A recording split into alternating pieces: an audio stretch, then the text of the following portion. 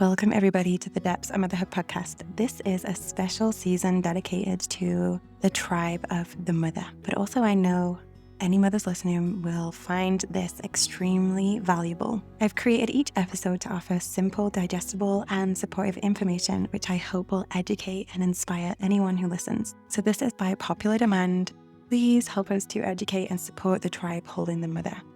Look forward to passionate and highly knowledgeable guests dedicated to reclaiming the essence of birth and embracing conscious parenting.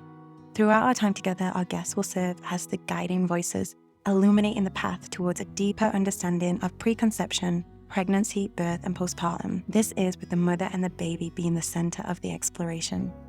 In the show notes, you'll discover the link to Nourished Mother package, which will offer many different resources to complement each episode. This is free for all members in the Women's Circle, or £33 for everybody who just wants to purchase the package. A heartfelt thank you to our incredible guests and immense gratitude to my partner for supporting me on this creation.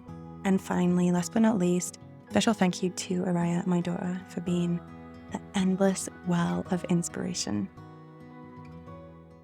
Welcome, everybody. Thank you so much for being here.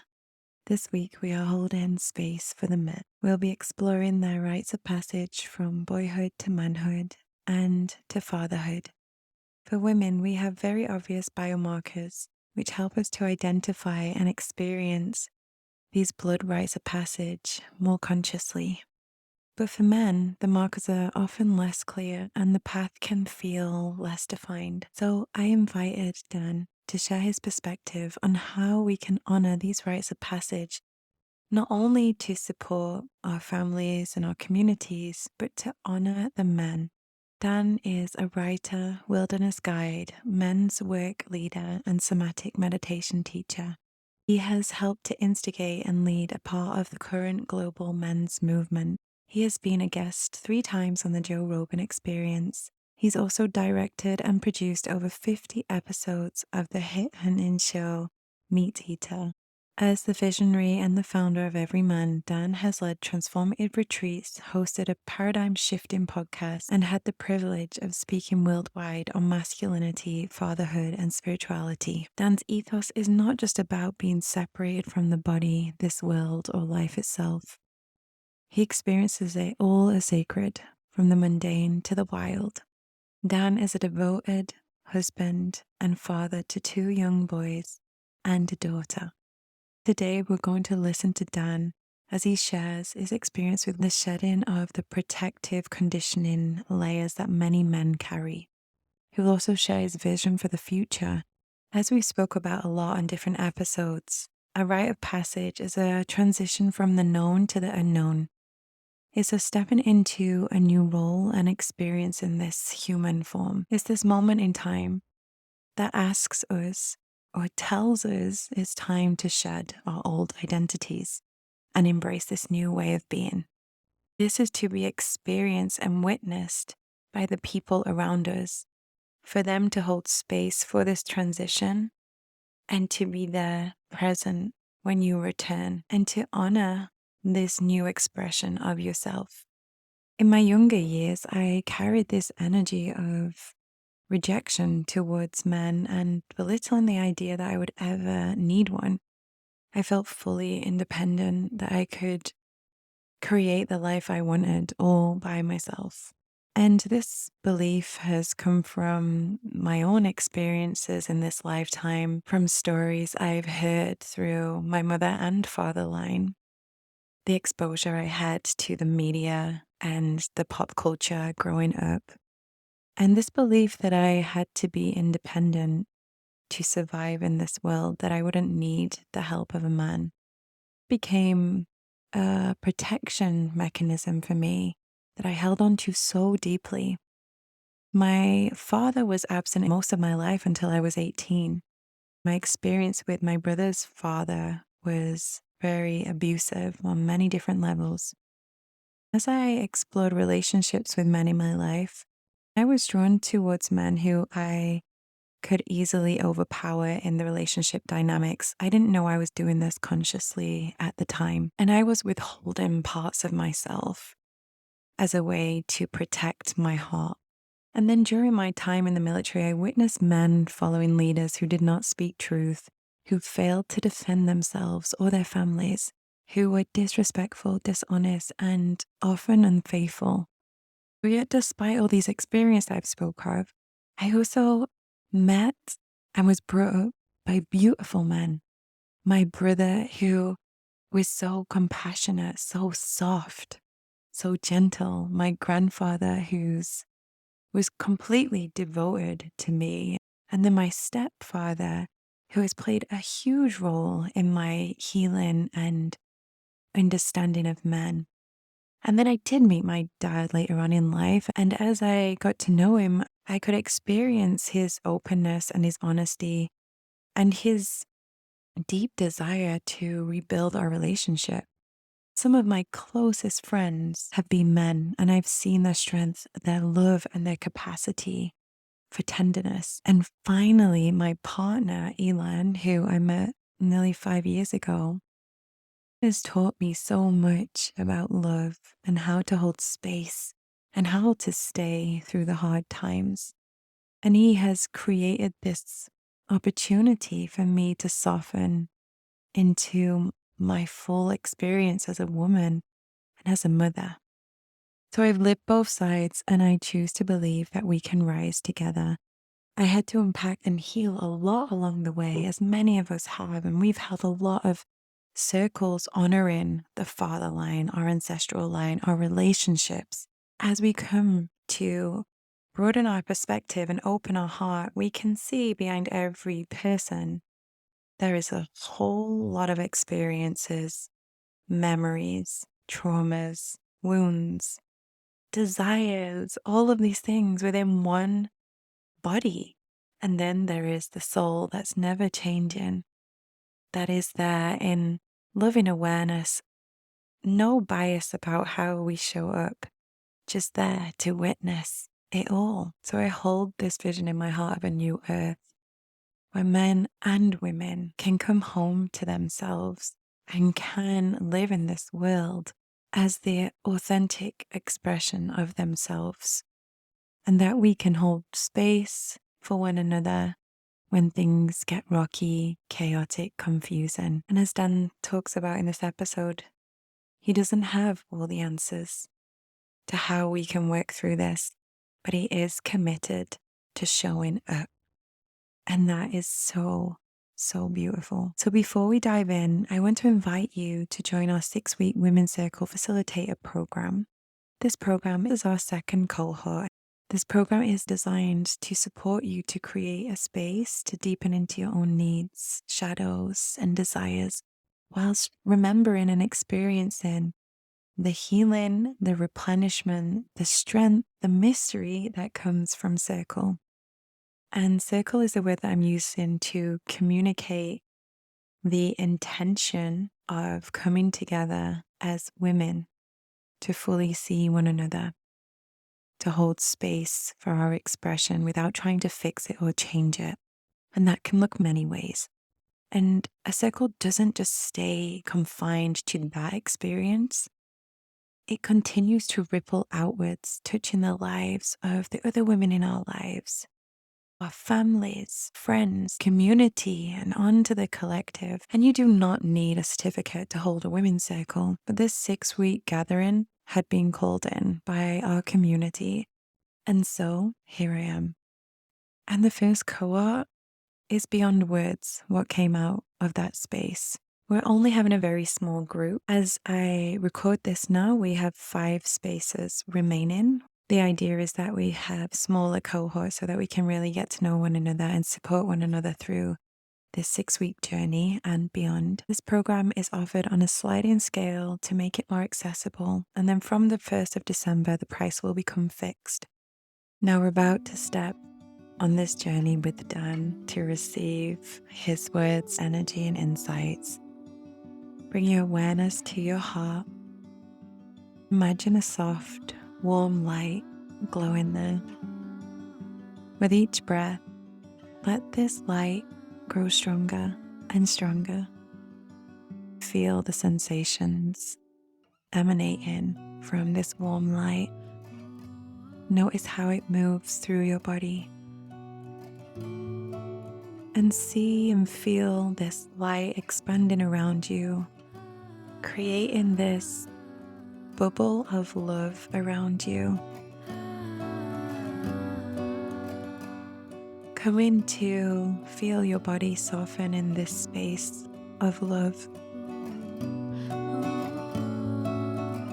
Now expand this energy, this love out to your family.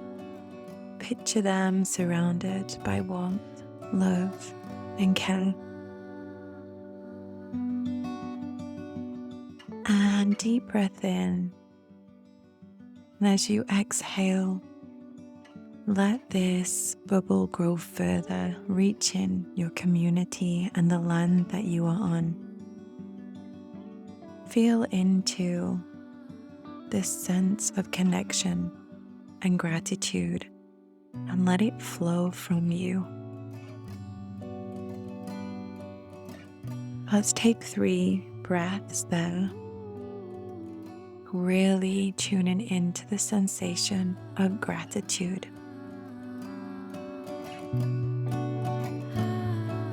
And then on the last breath, as you release, feel that light and that warmth come in to rest inside your body.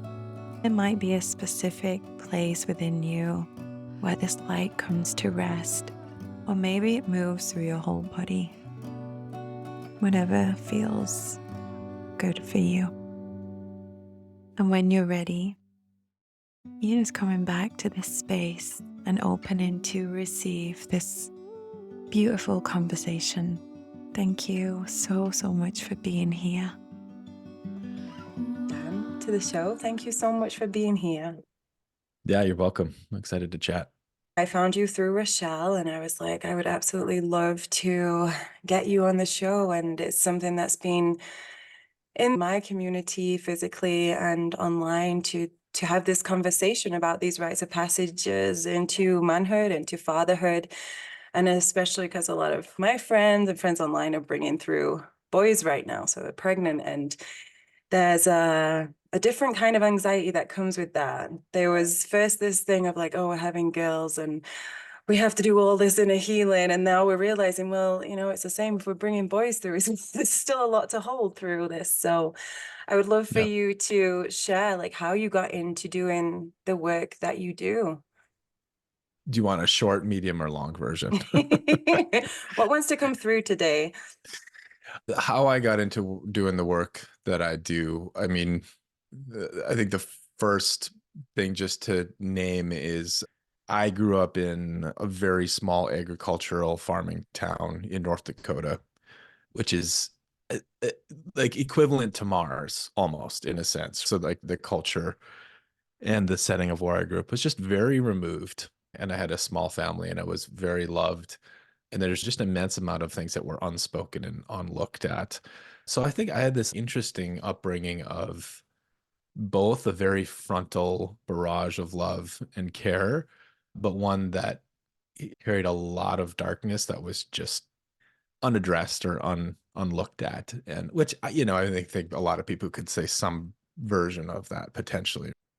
I found I was a very sensitive boy. That was very clear. And, you know, I think in an energetic or even spiritual sense, I was sensitive. In an emotional sense, I was very sensitive.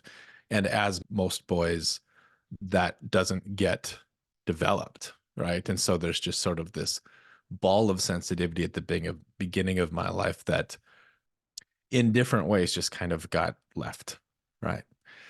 And then let's fast forward. We'll fast forward till I got really lucky and I dated a young woman in high school. Her name was Sally, and I'm just so grateful for meeting her. She literally like grabbed me by the ear and took me to college. And then once we got to college, she grabbed me by the ear and took me to Europe for a year. And she was just like a ball of fire. And I was, you know, just very happy I was kind of like a big, dumb Midwestern kid. Right? And we go, oh, yeah, I'll go to Europe. Okay, whatever. And anyway, just opened my heart and opened my mind and opened my understanding of what the world could be. And then that trip to Europe led to a trip to Ecuador, where I was an anthropology student and got to sit through a medicine ceremony at a very young age and live with an indigenous community for a time. And just like, whoa, turned my life 90 degrees, 180 degrees around and just like opened my possibilities, which led me to after college. My first career was that as a wilderness therapy guide. And so I spent about 4 or 5 years leading trips of adolescent boys and young men. You know, we didn't call them rites of passage. We didn't call them initiations, but it's what was happening. It was done in a therapeutic context or a correctional facility context, but it just worked for me in a complete way. Like I found a calling, I found a passion, I found a path and a skill set. How lucky am I, my early 20s, to just find this amazing fit to surrender to? And it just allowed for my 20s to unfold in a very heart led way. And yeah, I was obsessed with people like Terrence McKenna and David Data. And I traveled the world and went on retreats, and I ended up moving to New York City and became a high school teacher. And then that fucked me up. I had a huge quarter life crisis. At that point, I found my meditation song. I found therapy. I found my first men's group. I got really lucky. I got sort of unlocked at a pretty young age. To revisit just for a second, that time working with young people in the wilderness was kind of everything. One of the things that was the most clearly impactful was working with fathers and their sons in that context. So I'd be out there with the boys, and then dad would fly in on a jet, buy a backpack and a sleeping bag, and come out. We would do programming together.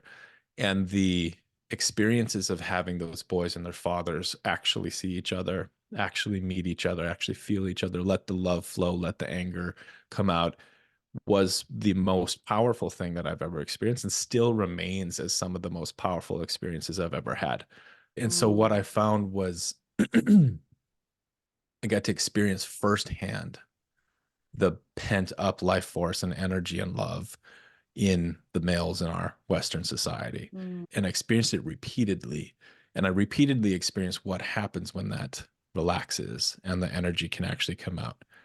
mm. And it's just kind of like after I saw that, how could I do anything else but speak to that and work toward that? Wow, that is Yeah. quite the journey. There's so much that I want to go into with what you've shared. Was this studies like also a point for you to shine light on to see where things have gone missing through these rites of passage?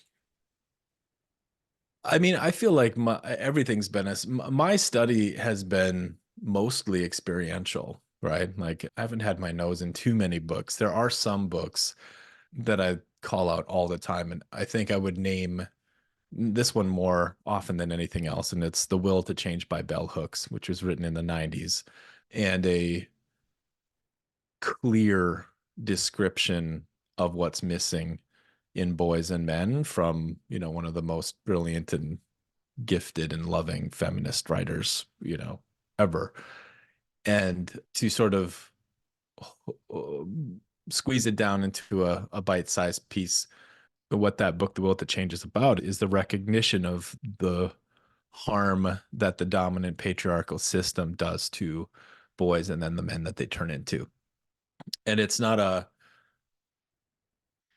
just written in such a balanced way. And I'm still slightly embarrassed it took me so long to read this. I feel like my life and my work for a decade and a half were experiencing exactly what she wrote in that book about how the split in the soul, the split in the psyche that occurs in boys when their whole animate life force is rejected or untended, and their feeling state and their love and their heart and their energy and their sensitivity and their, I mean, I don't really use the words, feminine and masculine for that, but you could bring that into the conversation here.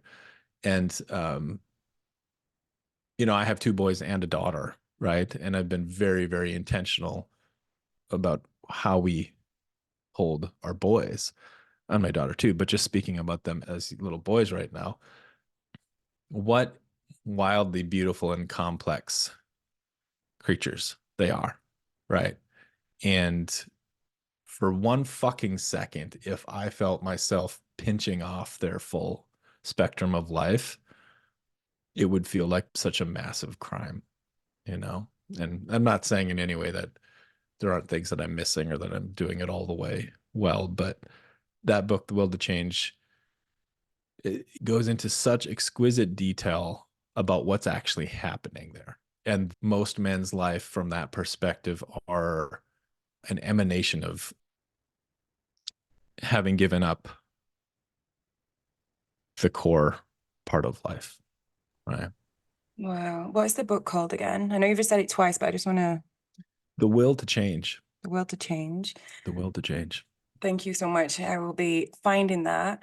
We've been doing so much work in our women's circles here, so in person and online, and this month has been dedicated to our father line. It was interesting how I had this natural desire to skip this one. I was so into the mother line and like all the ancestral stuff, but specifically like my father and my father line, I noticed a resistance and it was so sneaky. It was like, oh, this is boring. Let's do something else.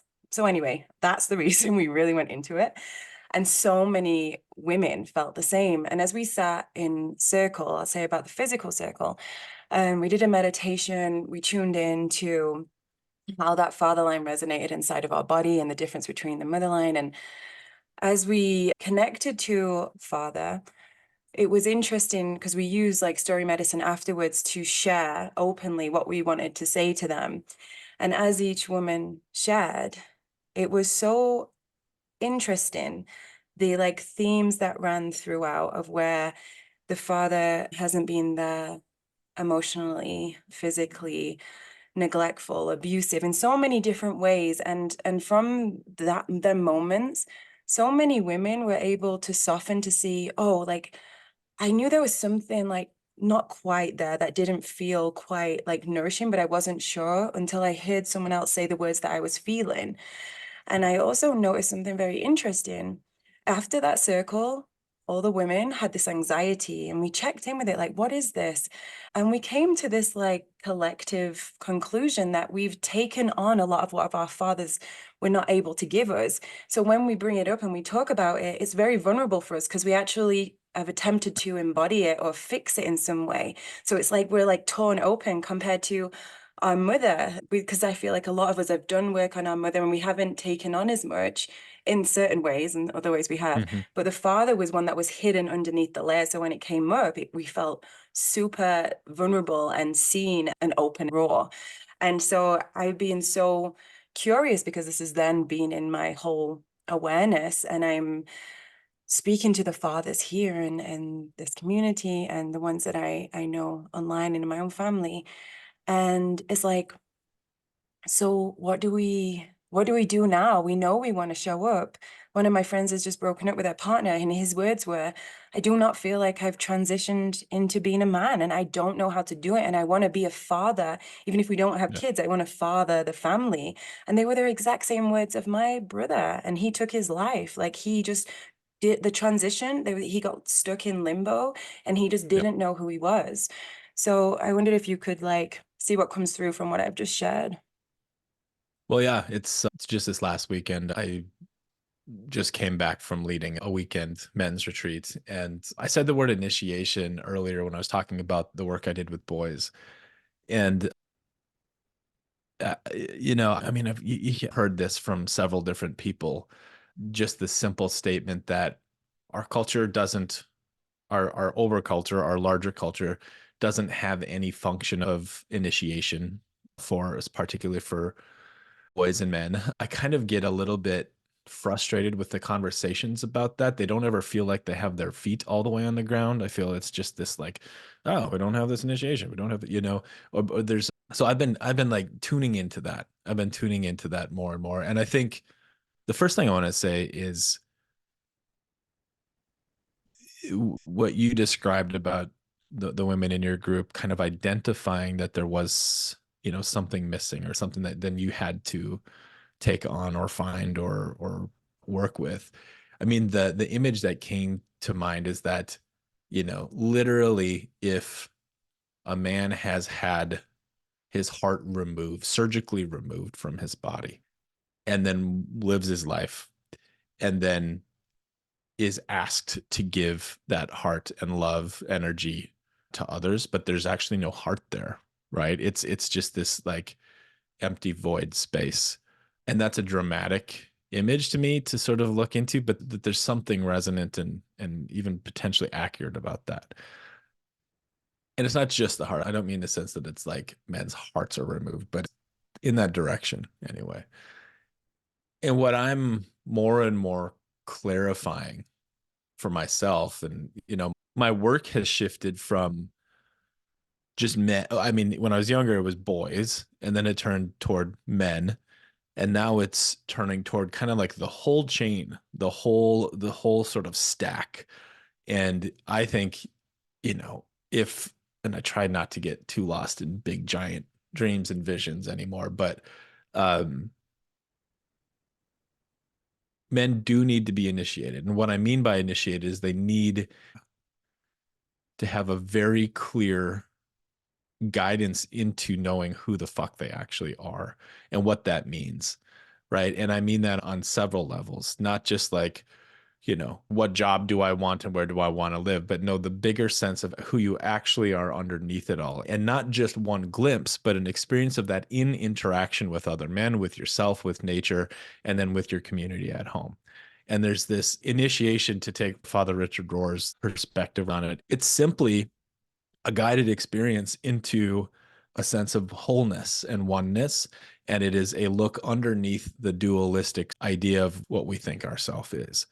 And from that point, have the community and the sort of operations in place to literally live your life from that place, to take it on as your intention to live, to do what it takes in life to live from there, right?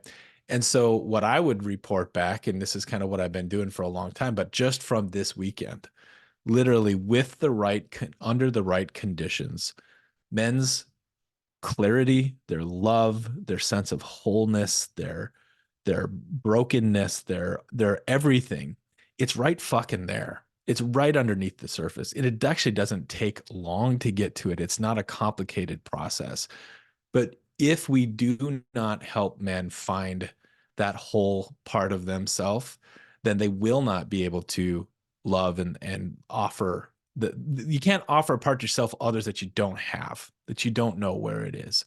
And so that goes for our partners, that goes for our community, all that, but it sure fucking goes for our kids, right? It really, really, really critically matters. So my sort of clearest thought right now is, yeah, we need to initiate the men so they can initiate the boys, right? And because they're not going to, and we have it's a big task if that's what we take on, right? Because I think there's another book I'll just name, which I think if anybody is interested in this, it's my favorite and clearest depiction of what initiation for boys looks like. For women, it's very easy in ways, challenging, but simple to see through our biology. So we have our menstrual cycle, we go through menopause, like it is shown through our body. And so if we really want to go back to, like, if we want to decolonize, we can go back to what our body is telling us and we can get more in tune with our intuition through that. I'm not saying it's easy, like this is the work that I do all the time. It's freaking challenging. So this is what came to mind. I saw like this circle of men protecting my home, my land. And in the middle, it was soft so that I could play with my child. I could explore. It's a little bit chaotic in the middle. But there was this image of the men bringing the food they could, and we would be cleaning it in the middle, making sure that it was all okay for the community to eat. And then I got thinking, as the mother is pregnant or needs to be with the baby, it's not so easy for her to go to work or protect the space. So there's this innate desire to protect and support and bring nourishment. So then through doing that, we need money. That's the world we live in. We bring cash in. And so to get the cash, we're playing other people's games. And as we spend the majority of our day collecting this money to protect our family, it is doing something a lot of the time that is not in line with our heart. And so like a disconnect has to start to happen so that we can provide and show up without killing ourselves completely. So when you said that tearing out of the heart, like it really linked to the things that I've been thinking about of like, in line with truth, in line with our authentic self, our heart expression. When I thought about that, I was like, oof, this is really tough one to unravel, because not only that, but a lot of now the work is going online. So sitting on computer, literally, biologically, the body wants to move, like in certain, it wants to Yeah. run, it wants to pause, it wants to look, it wants to use different senses. We're stuck with this innate desire to move and to be in line with our heart. I'm 100%. I mean, there's oftentimes a pretty complete evacuation of self, for all of the reasons, right? So for a lot of men, didn't uh, develop the self early, didn't keep their heart or energy intact. Yeah, and then you're right. We live a completely disembodied life. The initiation process for men has been ritualized in most cultures through history, right? And it's because of what you named. At least this is the way it's written about that women, females, have the biological rite of passage that just happens as a part of being alive, right? You have the phases of life which unfold.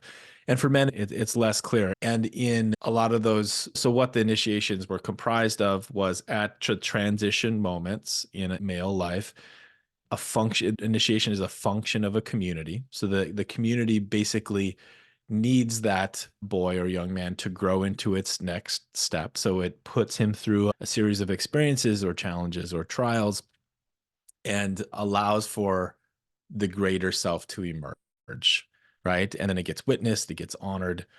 And so, yeah, it's ritual. It's like, it's community driven and externally brought. It's literally an act of love through guidance, right? But now we are here in this digital weird existence that we're doing without those formalized processes. So any initiation that men are getting right now is piecemeal, kind of kaleidoscopic, all over the place. Life initiates us. We don't have the elder, like fully alive men to do it. So life is doing it. And that's a long, drawn out, messy process, which I think I can attest to in my life. And I got really lucky. I had mentors along the way. I spent hundreds of days in the wilderness. I had all of these things I did, and it was still messy. There was still not ever a clear, all right, young man, you're now a man. This is what that fucking means. And this is what's expected of you, right? That never happened. It was just this little bit by little bit. And so the mandate to now hopefully do something different from our children is a process of drawing on other traditions, just kind of coming together and be like, all right, like one of my friends calls it the clear cut, right? Like the forest has been clear cut. There's no mature trees. There's no old growth forest here. It's just us kind of like medium sized trees that are going to try to be fucking big trees one day, right? And we have to do this for the younger people. So there's just this like, kind of messy time right now. And the embodiment piece is critical and central. And it's hard. I mean, I'm wrestling with these questions myself, right? Like, again, I feel like I've been able to live a life pretty fucking in alignment with who I am and what I feel is healthy, but it's still the same. Like I'm asking the question every day, how do I get off my computer and in my fucking garden? How do I get off a call and into the woods? And so Yeah, I feel the same with my daughter, like I'm doing these practices to remember the language of my body, because it's not easy. Like I do the ceremonies and rituals so that I have the space to actually listen and to do this practice. And I have these different things I'll do throughout the month. And it is a challenge for me. Like it's not the majority of the time that I feel connected to my body. It's the minority of the time. But I do feel, I definitely feel this knowing inside of me that it'll be easier, that my daughter won't have this to do, because she's witnessing it from such a young age of getting these. So we're kind of doing the messy work right now, and she'll pick up on the stuff that I've missed. But we're like stepping into this with awareness and seeing, okay, so how can we untangle this? And I was thinking like yesterday, actually, like I did so much work to understand physiological birth and, like what happens during that and how to care for myself and all this. But then when I went into labor and everything was broken open, my fears underneath were still there and my safety within the medical system was still there. So I ended up going to hospital. And it's like in that, I felt so shameful. But it's funny because once I got over that and saw everything as it was, I realized that was the work, like that piece was helping this evolution. And that's how it goes. The stories told are the healing parts of this, because we can start to see everything that was meant for us. We can remember the wisdom and bring it to our communities. I see a lot with families is this balance that the fathers are trying to do with provide whilst being in their authentic expression. But in their authentic expression with the work that they're doing, they're not able to receive as much money as they would as if they're sat on the computer. And so then that ripples out, because with financial stress, that just brings on a whole new level within the household, within the connections. And it's like, where do we go from that? What advice would you give for families that are in this situation? Like, we can see that we've been colonized. Like, we can see that these rites of passage are being destroyed to separate us and put us into boxes and make us work for a certain system. So how do we get it back and live comfortably and receive money so that we can live? Yeah. I just did the recording to be part of a big, one of these big panels, one of these big sort of events to really critically look at that question from like all angles. Is how do families today make it? How can we be okay? Because we're not, right? And it's just what you said. It's a combination of I mean, so Fatherhood Unlocked is my platform for dads, right? And the core ethos, the core hypothesis there is that more is asked of dads right now than at least as far back in the history that we can picture, right? Because yes, we're still protecting and providing. You know, maybe some dads are stay at home and they don't need to do that part, and that's awesome. But for most of us, it is both the old school plus this massively new, huge new school, right? Of healing and being connected and being vulnerable and being nurturing and being a good partner and communicating well and having clarity. And it's just this immense holy fucking shit. There's no like how could you and for men particularly in all of these new ways, there's such a skills gap and a capacities gap and a modeling gap that, you know, learning, it's a huge steep hill to climb to sort of be able to get into those. That's like the bad news way to say it. The good news way to say it is that it's what an opportunity to become fully human again. Right. And it's like maybe 20 years down the road, but you have a kid like fucking now, right? Like what an opportunity to spring into life and to like, you know, so with a level of humility and with a level of openness, it's possible to really just find such a deeper sense of humanity as a dad. But like advice, I don't know. I feel like there's a lot of renegotiating or just negotiating happening between what are all the things in life that we need as a family to get like X amount of money and resource, home, all of the operation of the home, all of the things that it takes to get these resources. And then we have this interesting push, pull, bending, intertwining of the understanding of roles, right? It's like who's doing what and at what level and how does it all work? You know, part of my world in order to support, you know, all of this work with men is I've been consulting with organizations and using same skill sets as I have, you know, developed in the men's work world. In an organization, it's kind of cut and dry. It's like, well, here's all the shit we need to do. Here's your job. Here's your job. Here's your job. Here's your job.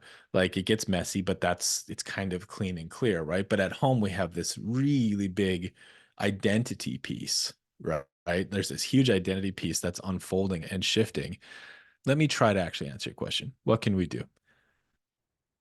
We can do enough healing work to be open and clear, but not too much to get lost in it.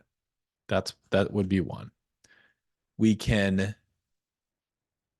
find a way to partner with our partners that is spacious enough to make that possible, right? To like stay aligned, to do whatever it takes to stay aligned and moving in the same direction, right? And that's necessary.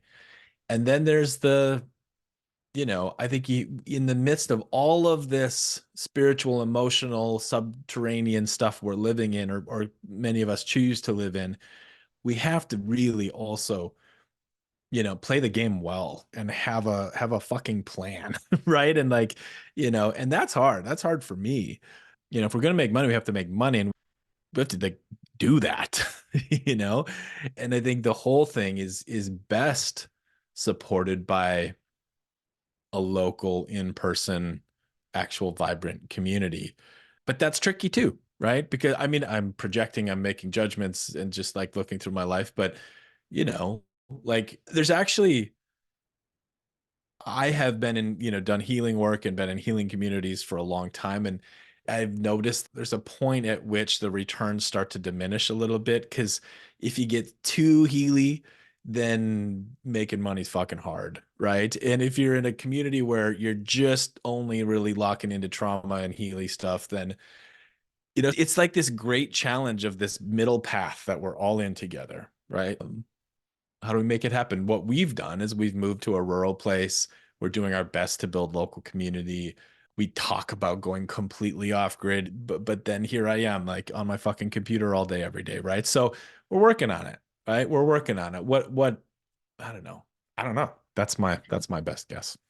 Wow, this is like waking up so much inside of me. I'm envisioning my community here because I feel like I have a gift. I've been given a gift to be in a space where there's people who are all thinking the same, who are showing up, but we kind of don't know how to cross the bridge. So we're trying out new things, we're practicing. And that point that you said about too much in the healing and the trauma, bringing it back to the fun and the laughter that's away from that. And we start to see different parts of ourselves. Because I suppose that's really what it is in community, is when somebody sees all aspects of you, but then also is connected to that true vibration underneath all of it. So then all the judgments can fall as we like hold space for each person on their journey and we truly know them. And I feel like that's just kind of what we don't really get in our world anymore because the fences are so high. Like, do we even know our neighbors a lot of the time?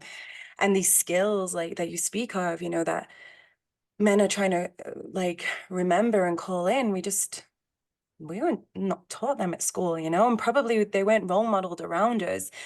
And I've noticed with the women that I'm sitting with is like, we have been doing so much work on, okay, let's see how we actually talk about our men. Like, how do we respond to them? How do we speak about our fathers and our grandfathers? How can we see their journey and hold space? And that has been very healing to have their like highest self sat before us and be like, and have that conversation so that they can say to us, like, asking for forgiveness and also for was saying, forgive me for, like what I've said about you or how I've exiled you in some way. And that was really powerful. And I feel like there is some patterns in language that we all picked up on how we speak about men and how we prevent them from actually stepping into that. So it's almost like we keep ourselves in this idea of like this wounded man. We keep them there because we know it is familiar throughout our ancestral line, but actually like the courage to have a little, you said space, right? And that made me think like have that space to encourage the men to do the things that help them to drop into their body, like not to shame them or make them feel embarrassed just because we maybe wouldn't do it as women, maybe we would, but just like having that space and then the women gathering together to do that work. Because what I've found in relationships in the past is like an entanglement. We don't really know where one begins and one ends and taking on other people's stuff, but having that two humans coming together to show up to create this vision that's shared and understanding that both of us have our own pasts. And I just find that so beautiful and also spacious. It's like, okay, what nourishes us and holding space for the other person as well. And I noticed so before my brother died, which was last year, he was saying, I don't know how to be a man. And he was trying to, what's the saying, like the sons carry the sins of their fathers, like from the Old Yep. Testament. And his words were this, like, I don't want to be like my father, because his father was abusive, but every time he would drink, he would have this aggression come up and he would project it onto his family. And so then that would keep him in a loop of feeling shameful, like, this is me, this is all that I am, and go into the alcohol again to like numb it, and then the cycle begins. And he was sharing, he was like transitioning almost, and he was sharing with me some very vulnerable things. He was only sharing with me, and I was supposed to be that everything to hold these things that he was sharing with me. And I think that was a point where he opened up a lot and he became very vulnerable, but there was no one there to collect him on the other side. We Yeah. don't even live close. And that reminded me of this rite of passage when there's a transition happening and like your community, your tribe is there on the other side saying, I see you, welcome back, like welcome in. And now here you are, we see you. Mhm. So it's easier to close down, not say anything, not tune into the emotions inside. I just wanted to say, I feel the work you're doing is very courageous and very brave, because it is almost in the dark with what you're doing, but there's a trust, and you must see it when you're in the wilderness, an opening that happens, the men and the boys that you're working with. And I'm curious, like when you're out in the wild, when you're doing this work, what are the things that you notice with the men and the boys that you're with? What are the things where you see, oh, I remember, like a remembrance? Is there anything that really stands out? Oh man. What's really been central lately as I've been working with men is this setting up the possibility of warmth and friendliness to oneself and offering even just that concept as we go into deeper reflection or really taking in another man. You know, a man can look at himself in a lot of ways. You can sit and journal, you can meditate, you can look in a mirror. And when a man does that, that takes some courage to even actually look, but I mean, really look. If you just stick with it, if he just sticks with it just long enough to, and not back away from all of the horrible things he sees and feels, all the grandiose things he sees and feels, all of the like, if you just stick with it long enough, right behind that is a brightness of the eyes and a just this sort of relief. Like, oh, I'm just a human. And what a fucking brilliant relief that is, you know? And from that point, as a marker to come back to, as a possible stance to engage from and interact with, I think one thing that stands out is just fun and joy, right? Like the mark of good men's work is that there is some eruptive, it's like insane joy that comes out, you know? And yeah, that's a good mark that something is happening. That's beautiful. I really appreciate you sharing that. And it's this common theme of like being able, in my conversations I've been having, is holding space. Like we don't learn that skill either, to hold everything that is arising in the moment. There's, in our society, it's always moved towards the distraction or the numbness or to fix it. But if we can stay long enough, like you say, and just feel it and witness it with curiosity and gentleness, then something happens. Like from my own experience and being with other women with this work, is a softening happens as we can see that part of ourselves and not reject it, welcome it back in. We don't really need to know its origins, because it might be from our lifetimes, it might be from our ancestral line, it might be from the collective, but just to say, yeah, I see you. And then you've made space to choose, to make a choice that will nourish the vision that you have, or the person that you truly are. And I think the part that you said about the vision is such a beautiful practice to do with the community, with your partner, to be able to say, what is it that we want to create? Like, what is that? And get really clear on how that feels and what takes us away from it as well. What are the things that deplete us? What separates us? Mhm. Like me and my partner, we feel so, if there's a disconnect, it's like our hearts are getting ripped out, because we spend so much time with our heart connection, making sure that we're clear and are present with each other. So when there's any disconnect, it might be the smallest thing, and most people might feel like it's nothing. We feel like someone just stabbed us in the heart, and it's like, ah, and we can't move forward from that point. We have to like be with it and witness everything and see it all the way through for what it is. And that is the work, I feel. It's so simple. Like we can have all these different practices and different experiences to come home, but really when it gets deep to it, it's that stillness and being able to witness it and not move and not run away from it. So it's quite the journey. And I wanted to just say as well, for the women that are listening to this, I feel understanding the history of how this is kind of manifested through our communities and holding space for the traumas and the wounds of what is passing through our men. It also allows us to sit with grace as we see this and compassion, and so that we can all like rise together, so that we can reconnect and see that like these expressions of it, this manifestations of it is nothing personal. It's more of a protective mechanism, and sometimes all that we know. So, oh, is there anything else that you would like to add? Oh, good.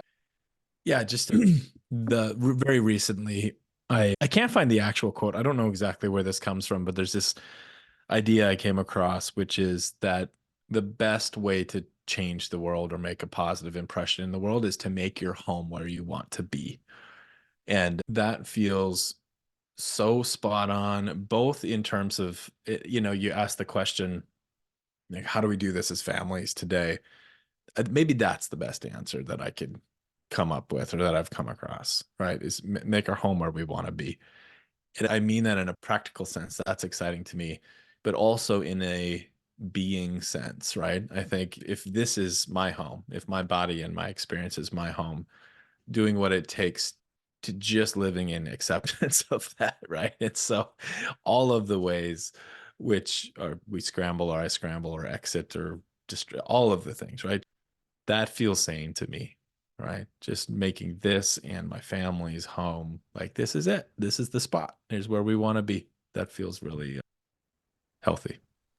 Yeah, that's a really good one. On my own healing journey, I've gone for the outside in sometimes, like trying Yeah. to fix everyone, fix everything around me, change it, put this image out. But then as I start getting closer, oh, that's where I need to make home inside of me. And then from there, ripple out. That's really beautiful. I would love for you to share where the listeners can find you and what you are offering online and in person. I have my personal website's dandoty.com. I have an Instagram that I don't like to use. You can find me there. And then I have fatherhoodunlocked.com, which is a online men's group for dads. And then I'm about to launch something I've been working on in different forms, but a substantial course for expecting dads called Fatherhood Ready. And so fatherhoodready.com, depending on when this is released, will be alive in the world. And that's a real passion project for me to get the attention of guys as they start the truly biggest, rite of passage that they're going to have. Thank you so much, Dan. This has been a wonderful conversation, truly inspiring.